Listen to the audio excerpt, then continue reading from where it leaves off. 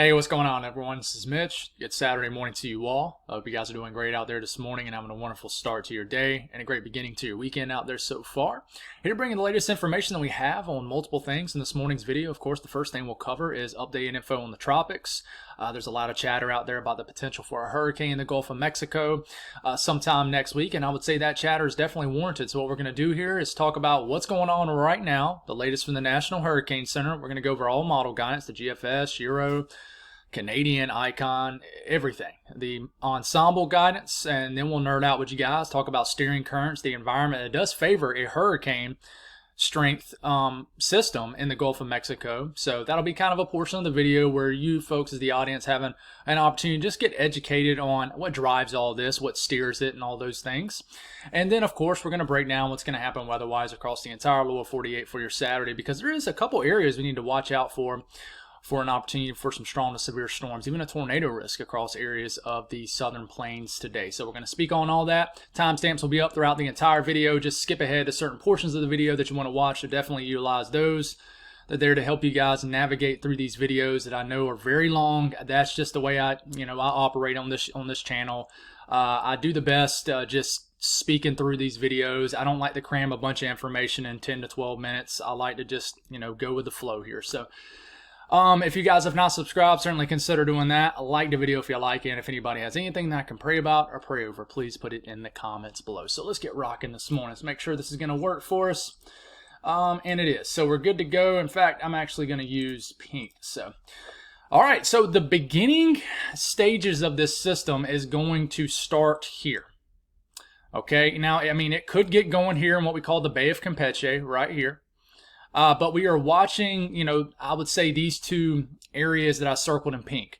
Now, what's driving this risk of a hurricane eventually in the Gulf of Mexico is something called a CAG, Central American Gyrum. Some people call it a CAG, but it's basically this big, broad area of low pressure that quite literally hangs out over areas of Central America. Now, what we watch for here is pieces of energy that occasionally can get in the Eastern Pacific over here, or over here on the Atlantic side in the Caribbean somewhere, maybe right here, maybe in the Bay of Campeche, heck, maybe all the way up into the Gulf of Mexico north of the Yucatan. And, all those X's I kind of put on your screen, this is where energy can sometimes get into this area and consolidate and then develop into an all-out tropical cyclone. This happens every single hurricane season. Sometimes we get something significant out of this, something major, and this is where this potential system is going to originate from. This is where it's going to come from, the CAG. So it's literally just this broad area of lower pressure of shower and storm activity, convection, which is shower and storm activity. Just note, every time I say convection in this video, that's what I'm talking about. Shower and storm activity. So this is where this is coming from, if you're wondering. So let's get this all off your screen. As far as what's happening right now, nothing is put together. Of course, you see this big blow up of activity right here on the Atlantic side off the coast of Central America, but I am not expecting this to develop, but it is interesting. That's a pretty big blow up of convection this morning. Those blacks and whites, even splotches of purple and pink you see right here. This indicates colder cloud tops, which tells us we're getting some pretty intense convection out here, soaring up in higher levels of the atmosphere, which the higher up you get, the colder it gets, indicated by these colors here. So that's what's going on right now. Just kind of wanted to go over that. The latest from the National Hurricane Center. Now we'll see if there's a new update. There is not. So I just want to note there'll be another update that comes out in about 20 to 30, maybe 45 minutes. And, I saw a couple comments in the video last night saying, Mitch, it's actually a 60% chance. I do know, I make these videos, and then the National Hurricane Center, same thing with the Storm Prediction Center, they'll make an update about 30 minutes to an hour right after I drop these videos. So, as soon as I dropped the video last night, it was a 50% before, and then they immediately bumped it up to a 60% chance before I had an opportunity to upload the video. So it is bumped up from a 50 to a 60% chance overnight of development. When I say development, I mean, the National Hurricane Center is meaning that this has a chance to become a tropical cyclone, which means it's a tropical system with a defined low-level circulation. A depression or a named storm is basically what I'm trying to say. So this is, the National Hurricane Center is basically saying there's a 60% chance of a tropical depression or tropical storm developing sometime in the next 7 days. If it goes up another 10%, from 60 to 70, then it goes from that moderate to high risk of development. So you'll see this in red. And I have a feeling by the time we make a video, if we can get one in sometime this evening, this will get bumped up from a 60 to a 70% chance. And it might get bumped up on the next update or two. So if you're tuning in, you're like, Mitch, it's a 70% chance. I'm making this video as of around 7:30ish. So, this is the latest information that we have. Now, I do want to note, and I'm not going to talk about this in this video. There's a couple other areas of interest too, but I'm not going to speak on this. I do want to mention this one because some model guidance likes the idea of a tropical wave coming off Africa and then maybe having a shot to develop. So you see this area in yellow has a 20% chance to develop sometime in the next 7 days. And, for example, the latest GFS shows an all-out hurricane developing out of this. The Euro model has showed some interest in this developing. So that might be something we talk about here in the future. But our primary focus here is definitely the Caribbean and the Gulf of Mexico. So let's go over all the model guidance on this area of interest in the Caribbean and the Gulf of Mexico. So we're going to start off by looking at this morning's GFS run, which is the latest information we have. I'm going to start all this model guidance off for Tuesday morning and go forward here. So this is a few days from now, September the 24th. This is the area that we are watching that the beginnings of the system will get going right here. Okay, quite literally where the area of interest is. So kind of keep your eyes there initially, and then you'll see a lot more activity pop up on your screen. So we keep this going, we get into Wednesday. All of a sudden it shows a low, actual low pressure, a 999 millibar low, right at the far tip of the Yucatan Peninsula. Okay, this is getting more organized. We get into Thursday. Folks, I really think Wednesday and Thursday is the kind of the benchmark, I would say, time frame. I really think this is when this is going to become a named storm is what I'm trying to say. And by the way, the next named storm is Helene, the H name. That system off the coast of the Carolinas did not take a name. So the next name is still Helene. So this will most likely take that name. Not Isaac, which is the next name, the H name, Helene. So just keep that in mind. All right. Thursday morning, it has this as a 993 millibar low. That's probably a tropical storm. And I'm going to flip it and look at the southeast frame here so we can get a little bit closer. 993 millibar low. And look, it's heading north across the Gulf of Mexico. And then we take this into Friday morning, 24 hours later. It's a 974, so it drops almost 20 millibars. Remember, the lower the millibar, the stronger the storm system, the stronger the low pressure. Okay, so now Friday morning we have a 974 millibar low pressure. That's probably about a Category 2 hurricane. All right, it looks like it's heading right towards the Panhandle. Then look, it starts to jolt eastward. And then eventually, it almost looks like it kind of jogs southeast. And I'll talk to you about why here in a second. But sometime next Friday evening, about 6.5 days from now, the evening of the 27th, it makes landfall.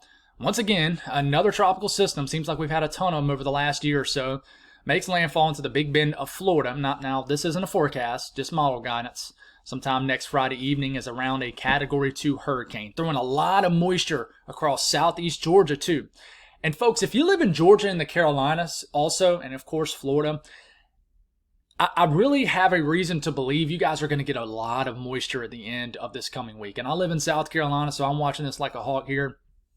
But I really do. I think the upper wind pattern supports a big slingshot of moisture into the southeast is what I'm trying to say. But this continues to make a landfall, move across Florida, kind of take an Idalia type path and Debbie type path in a way. And brings a lot of impacts across southeast Georgia, brings impacts across the Carolina coastline Saturday morning, and then heads on off. Okay, I'm watching you folks in the Northeast too, and of course Atlantic Canada, but we got to figure out what's going to happen in the shorter term before we move to that. So what about the European? If you've been tuning in, the Euro model has been very conservative and much further west. So we'll start it off for Tuesday morning. We'll get this in motion, get into Wednesday morning, just a blob of green down here. Okay. Nothing defined. We get into Thursday morning. We're starting to get a low pressure developing right into here. There's no L popping off, but it's right here. Huge area of moisture, almost expanding across the entire Gulf of Mexico. And then we get into Friday morning. It's still right here. Okay. We get into Saturday morning. Develops this wonky looking tropical storm and actually pushes this instead of just right into the Louisiana coastline. In fact, let's go on and look at the southeast frame just to get a little bit closer look at this, okay? Keep in mind, on the GFS, this has already made landfall as a Category 2 hurricane Friday evening. This is next Saturday morning. So, I mean, it still is in the Gulf of Mexico. Now, you're already getting impacts along the Gulf coastline, but this is a huge difference, right? So you keep this going. This actually starts to jog eastward across the northern Gulf of Mexico, throwing a lot of moisture. We don't see a path like this. It's very odd looking. Has an opportunity to strengthen, and then eventually kind of almost ends up where the GFS ends up about 2.5 days later. So next Sunday afternoon, the latest Euro makes a landfall. It's around a Category 1 hurricane somewhere along the panhandle of Florida, throwing a ton of moisture across the southeast. I mean, a ton. I really think this could bring a lot of impacts across the entire southeast. I really do. I'm starting to really think that. Okay, what about the Euro AI model? All right, new model on the block. It's done pretty well this hurricane season. It's already got a pretty decent low pressure Tuesday morning. Okay, we get into Thursday morning. Let's skip 2 days ahead. Tropical storm in the Gulf of Mexico here. Okay, let's go on and just switch to the southeast frame. Sorry about so much flipping back and forth here. I just want to kind of start it in the Caribbean just to show you where this, forms. Eventually, we'll just start it out by showing the southeast frame here. But here it is at the bottom of your screen. Tropical storm. We get into Friday morning. It's a Category 2 hurricane heading right towards Louisiana. Okay, there's no drifting east across the Gulf of Mexico here. There's no turn northeast. This makes landfall, cut and dry, moves straight north across the Gulf of Mexico right into the Bayou of Louisiana sometime Friday, the 27th. And then doesn't bring a lot of impacts to the southeast, more so just heads straight north and kind of does what Francine did, bring a lot of impacts across the Mississippi Valley area, the Delta, and all that stuff. Okay? That's a little bit of an outlier, I would say. The icon does something very weird and something we don't want to see. It was an abrupt change from the icon. Tuesday morning, Wednesday morning, there's the low pressure developing between Cuba and the Yucatan Peninsula. We start to get into Thursday morning. Once again, let's switch it to the southeast frame here. Okay, here it is at the bottom of your screen. Tropical storm. All right, we get into Friday morning. This thing begins to stall. Okay, very interesting scenario. And remember, the icon on the OOZ and 12Z only goes 1 week out, 180 hours. Okay, and then the 06Z, 18Z icon, only 120 hours out. So we don't have the entire length of this run. But already has about a hurricane status here in the southern Gulf of Mexico. It literally just hangs out. It gets trapped down here in the Gulf of Mexico. And we take this all the way to about 1 week from today. And we have a major hurricane quite literally just chilling in the central Gulf of Mexico. It's not moving much. It's not being picked up by any kind of steering currents. It's just sitting here gathering strength. And eventually it's going to move north. I don't know if I buy that solution because most model guys just kind of went away from the stalling out scenario. So we just got to watch. Now the Canadian model, let's just jump right to the southeast here. The Canadian model here it comes on your screen. Tropical storm next Thursday morning, a little bit further west like the Euro. And, I said the Euro was an outlier. I lied. My bad. I was wrong. I don't want to say I lied, but I just mistaken there. The Canadian kind of follows the Euro. Brings kind of like a wonky looking elongated hurricane right into Louisiana and brings a lot of impacts across Louisiana, Mississippi, and Arkansas sometime Friday into Saturday. Okay, so what do you take from that? Well, the Canadian and the Euro kind of follow each other. The GFS and I would say, the Canadian and the Euro, yeah, they kind of follow one another initially. Okay, and then the Euro looks like it's heading right towards Louisiana, and then it jolts east. Okay, let me make sure I'm not getting my models mixed up. So Euro looks like it's going to do exactly what the Canadian does, but it eventually moves eastward. Okay, so the Euro kind of does what the Canadian does, but then it kind of ends up where the GFS ends up. The GFS is more so just kind of a cut and dry path where it just kind of surges into the eastern Gulf of Mexico and heads right towards Florida. Okay, so it's hard to really, I would say this, I was going to say some models agree with one another, but there's still so much disagreement. What I'm starting to rule out is, and I'm not ruling it out, but I'm starting to rule out this heading right towards like the Texas coastline. So right now I'm really watching Louisiana to Florida, and I know people in Texas are going to get irritated with me and say, how can you say that Texas is ruled out? I'm not saying that. I'm just saying no models hit Texas right now. That could change, okay? But wild stuff, right? So let's look at the ensemble guidance. Let's look at the European ensembles here. So we're going to start this off for Wednesday evening, this coming Wednesday evening. So you see the members coming up on your screen. Just remember the EPS Euro ensemble makes up 51 members. In this case, it's going to throw all 51 members if they form on an output with it for us, which is what you see on your screen. So, for the people wondering, where is this going to go? Just you're talking so much, just tell us where this is going to go. Well, this is an example of how hard it is to do that, okay? European ensemble, we got some members on the Euro. Some of these members are just going straight up, surge just straight north, get picked up by steering currents and just cut and dry path, landfalling tropical storm hurricane right into the Gulf coastline. You got some members to get kind of lost down here. You see them just kind of very slowly getting kind of trapped. They don't know what they want to do because there's nothing really picking up these systems. The steering currents are just weird. And then finally, some of them get going here. You got some of these members that are like a 980-ish, 970-ish millibar category 1, category 2 hurricane to go right in Louisiana. You got some members that surge right into Florida. You got a couple members that go all the way into Texas, like this one, barely. And then you got a lot of members that are just still trapped down here. Some of them are just still in the Gulf of Mexico. This one. I mean, like almost 10 of them, like not this Monday, but next Monday are still in the Gulf. More than 10 of them. I mean, there's still a lot of members that just kind of get trapped. So this is a tough one. It's a tough one to figure out, guys. And, if you want an opinion from Mitch, I would say, if you live in the central to kind of east central, I would say if you live from Louisiana to Florida, that is the area to watch. And I know that's very broad. I know you're thinking, man, that don't help at all. But that is the area that I'm really watching. Okay. I'm not leaving you guys hanging in Texas. This could certainly change. Okay.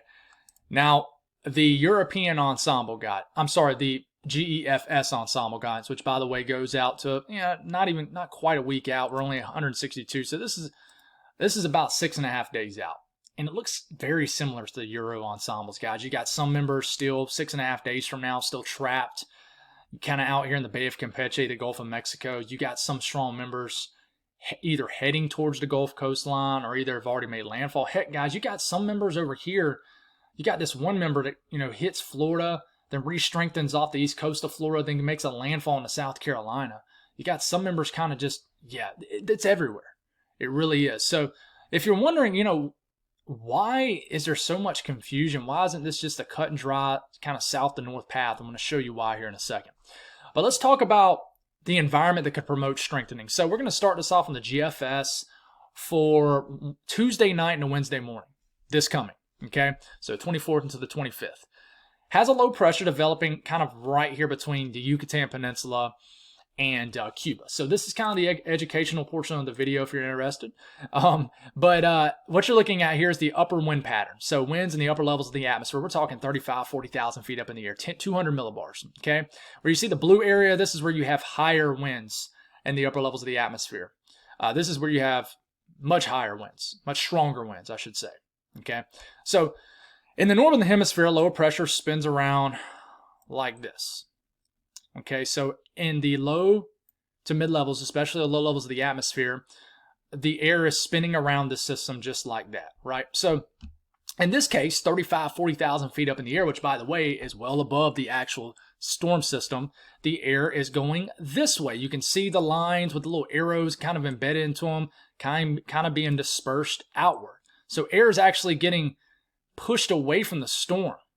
Not completely just straight away from the storm, but it's almost being dispersed anticyclonically, which it is.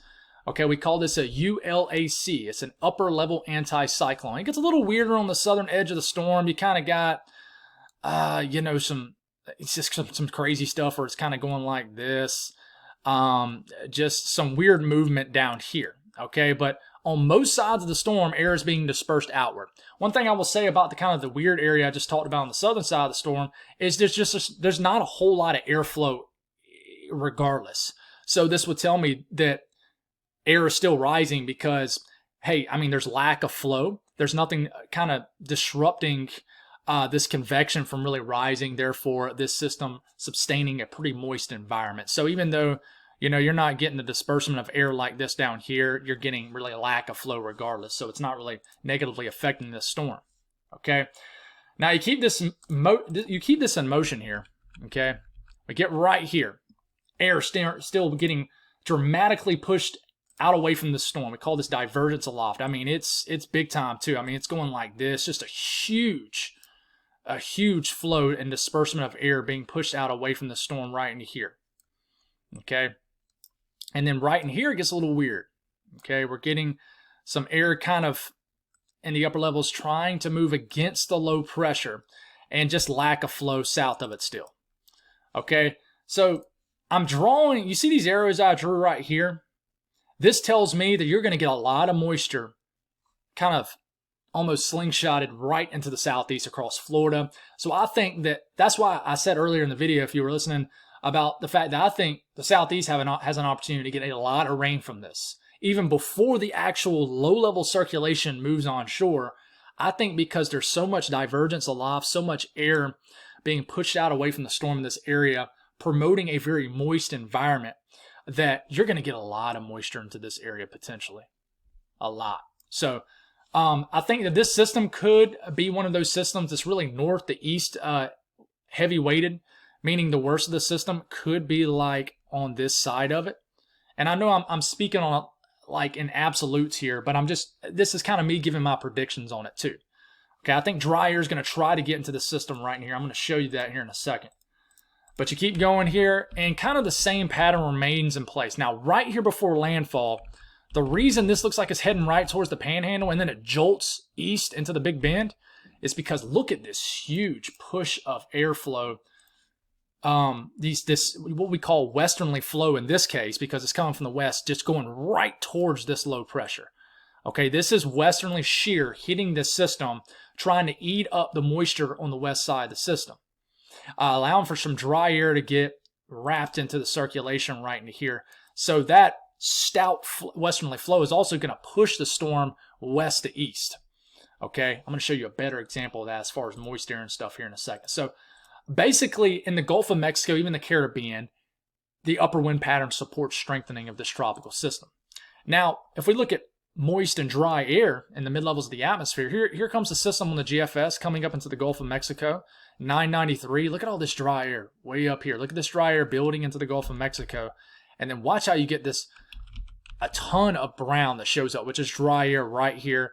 And this is what I'm talking about. See remember how I just told you that I thought that the east side of the system is going to be kind of the worst side? Well, here it is. Here's a good example of this. Look at all this green right here.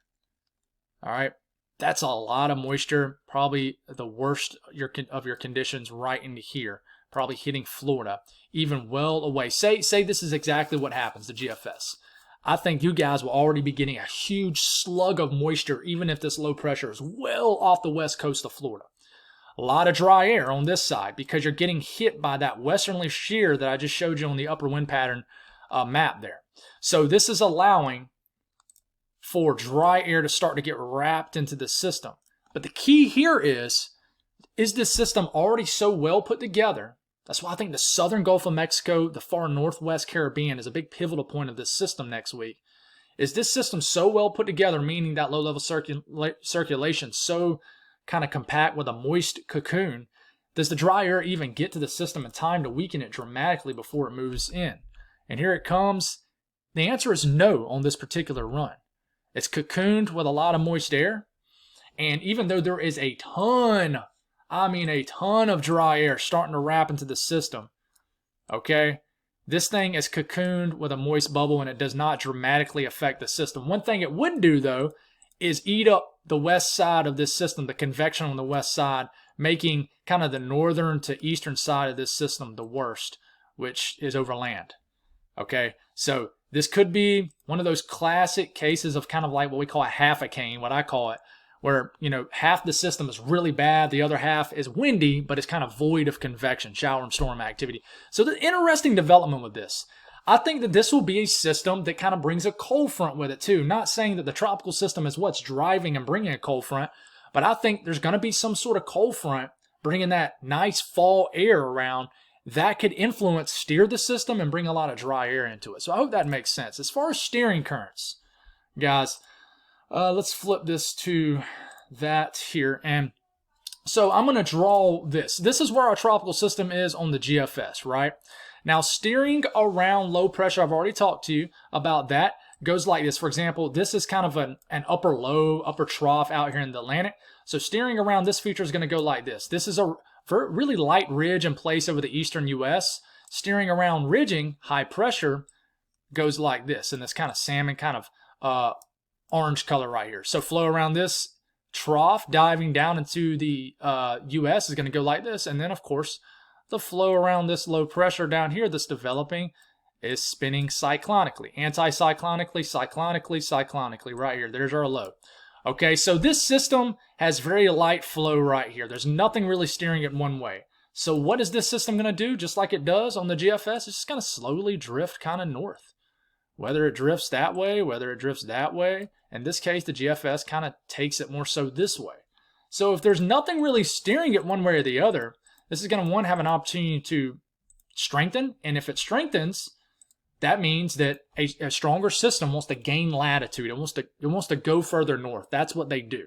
Okay? So that's exactly what this does. You know, it begins to head north, but then we stop it right here. There's a trough diving down into the eastern U.S. Flow around this trough goes like this. Okay? Our low pressure right here, which future Helene, is going to feel the pull around the bottom edge of this trough. Therefore, it's going to start to kind of go that direction right here.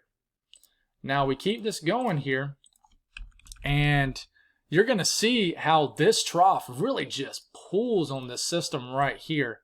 And this is why it kind of almost surges almost like west to east in the far northeast Gulf of Mexico here. And you see how the blue kind of connects there? Pretty wild, right? Well, I mean, that's what happens. You know, these low pressure pull and other low pressures here, and the steering just kind of yanks it and then slinks it back out, like literally slingshots it back out into the Atlantic. Or maybe even eventually, you know, in fact, if we go on and show the rest of the eastern U.S., you know, and we actually look at the precipitation here, that trough could potentially sling it and then bring a nasty storm system for the Northeast or the Atlantic Canada. It's just something, it's a lot of scenarios to watch. I think we'll be talking about this the rest of the month. I really do. So that's an update on the tropics. As far as what's going on weather-wise back at home, we got this area of energy riding the upper portion of a ridge right here over Kansas and Missouri, surrounding states. Rain, some storms in Missouri. We got pockets of moisture across the eastern U.S. We got more just of a consistent light to moderate rain across, southeast Massachusetts, Martha's Vineyard, Nantucket, getting some steady rain out here. We got some rain surging through Ontario. We got rain across the upper Midwest. Definitely a lot of areas of energy out here for sure. Watches, warnings, and advisories. Winter weather advisories across the Rockies of Colorado, where you guys get several inches of snow. Flood watches across areas of the Panhandle of Texas and areas of New Mexico. A lot of fog out there, dense fog advisories across the upper Midwest.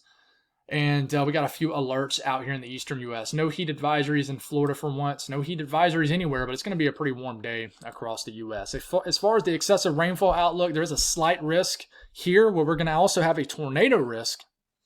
We're going to talk about that here in a second, but there is a slight risk, a 15% risk of flash flood guidance being met within 25 miles in a given location in this yellow area. And then the Storm Prediction Center outlook for today. Marginal risk here, and then a slight risk, level 2 out of 5 risk for like Amarillo. All right, there is a 5% risk of a tornado here in New Mexico and areas of Texas today. We're going to zoom into that area. The wind threat, 15% risk in that yellow of winds exceeding 55 to 60 miles per hour, and then a 15% risk of hail also. Let's talk about the southeast first. Stagnant pattern kind of in place. Some pop-up showers and downpours are possible in Florida.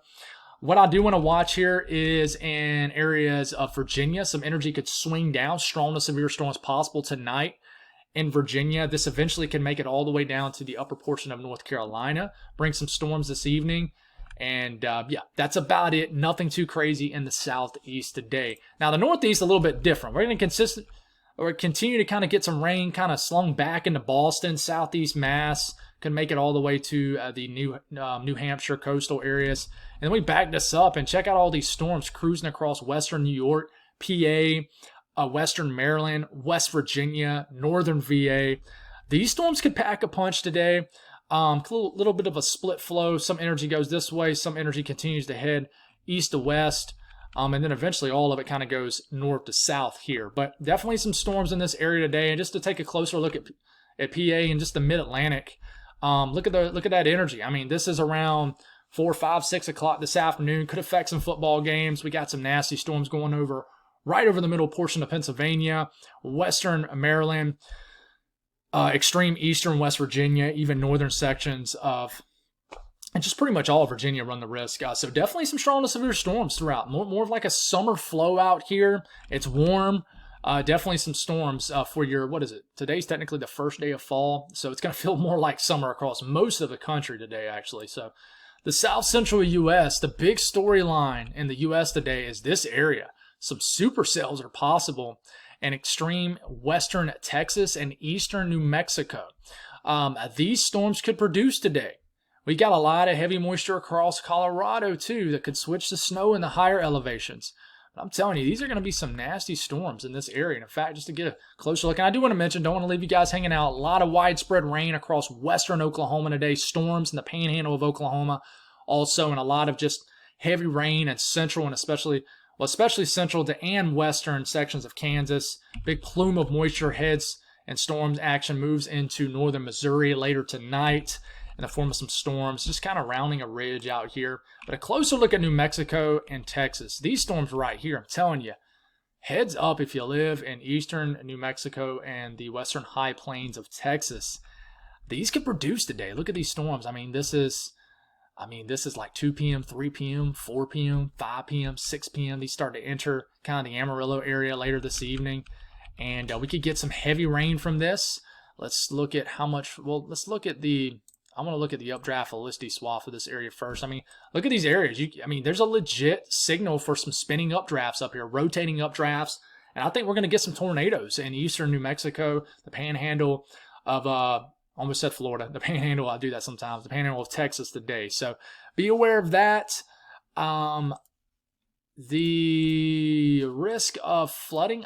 Amarillo could get a good couple inches of rain today. Panhandle of Oklahoma too. And in fact, we look at the entire south central U.S. Definitely a good bit of rain across this area today. So much needed rain will fall. The north central U.S., a lot of areas could see storms up here today. There's a marginal risk. If you live in Iowa, especially central Iowa, some storms could make their way through your area. Some of these could be supercell in nature. Be aware of that. Some storms will really cluster up kind of around the Wisconsin, Minnesota, Iowa kind of line there. Some storms are possible in Illinois. But if you live in kind of the southern half of Wisconsin, later this evening, some storms will be rumbling through. You could get some storms in Green Bay all the way to Milwaukee, Madison. This afternoon to this evening, some storms in southern Iowa. And then you'll get a bunch of energy that'll greet you guys for your Sunday morning across Illinois and southern Wisconsin tomorrow morning. So be aware of these storms across the Midwest today. The western U.S., just a lot of energy across Colorado is the big storyline. Look at that heavy precipitation changing to snow in the higher elevations of Colorado. Pretty wild stuff there. This will be a quick hitting system that will last a little bit into tomorrow also, but most of it will be today. Everybody else, not a whole lot going on, but there's a closer look at Colorado. Several inches of snow, even a foot is possible in some of those higher up elevations. Temperatures, another warm one, guys. The entire eastern half of the lower 48, 80s and 90s. You will be a little bit cooler up here in the northeast because of cloud cover and rain, but if you didn't have that, you would probably warm up, but it is definitely going to be a warm Saturday across all the eastern U.S. We've really sneaky kind of slowly, quietly kind of lost our fall out here across the U.S. It started off as a cooler kind of first several days of September, and very quietly we have just gotten away from that. Especially, it's kind of snuck up on us in the south again, where we're getting the full-fledged Indian summer out here for sure across the southeast U.S. That's for sure. They can last into October around here in the south. So the western U.S., you got this big bowl right here, this kind of dip in lower temperatures, but it's not too cool, but it feels more so like fall for sure. It's just, downright nicer out west temperature-wise, that's for sure. So 90s, 100s across the southern plains. But that's all I got, guys. Thank y'all for tuning in. God bless all y'all. Have a wonderful day, and I'll talk to you again this evening.